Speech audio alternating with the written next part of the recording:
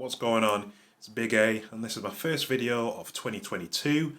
Happy New Year to everyone watching. And yeah, this video is about The Kingsman, which is a prequel to the Kingsman series, which Matthew Vaughn and Mark Millar kind of came up with at the same time, apparently in a pub somewhere.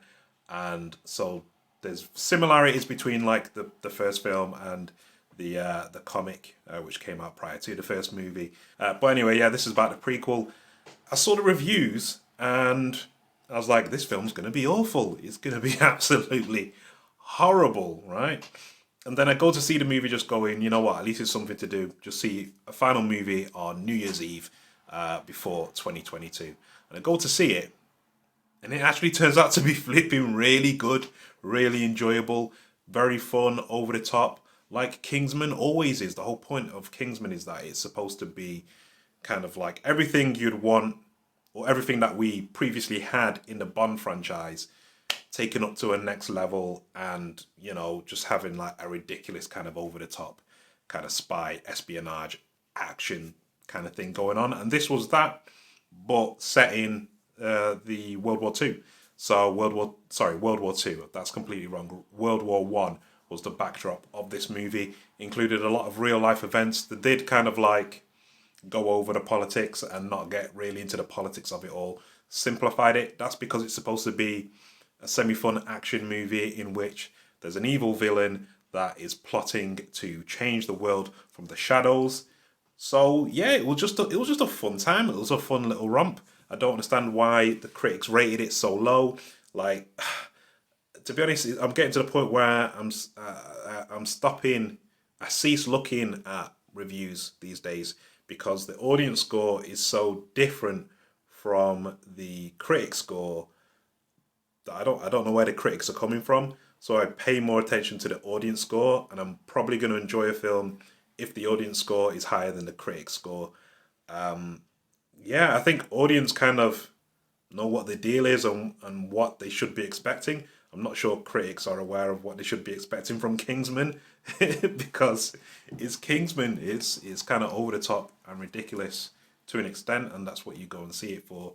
The sick action, you know. There's a fight scene with Rasputin, and he's doing like Russian dance moves during his fighting and stuff like that.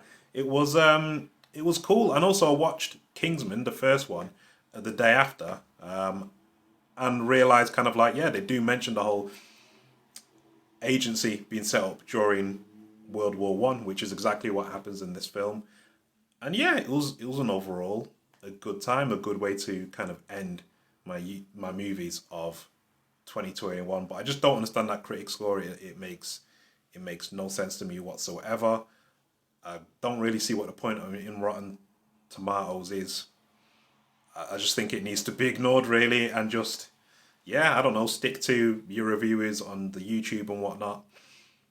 You know, stick to the reviewers who can see an independent movie and then can go and see a blockbuster and review them standalone. Because let's face it, all these different kind of movies that we have, they have merits, different kind of merits, but it doesn't stop them from not being movies just because this is an Oscar-winning something or other and this is an action whatever. It doesn't mean it doesn't have any redeeming features whatsoever. They're different kind of things, and they all benefit from one another existing. I mean, for example, the de-aging technology that we saw in the Marvel movies for making old actors look younger, Scorsese wouldn't be using that in The Irishman if these films hadn't refined that technique for them to then use. So it's all the same. It's all the same circle. It's all the same thing and all that. But yeah, that was my kind of review / rant / rambling of The Kingsman, which I think is a decent movie, which you should definitely go and see this new year if you've not seen it already in your territory. There's not as many screenings as I'd want there to be because Spider-Man is a thing. And everyone's seeing Spider-Man still is making insane money. I think they brought out this movie at the wrong time of year. I think they should have brought it out February of this year rather than, you know, the December period. Maybe coming out in December period, people were just like, I don't really want this kind of, you know, and the critics were kind of harsh on it because Spider-Man's such a crowd pleaser. But yeah, let me know as to whether you've seen it, what you think. do all the things, and as always, I'll catch you on the next one.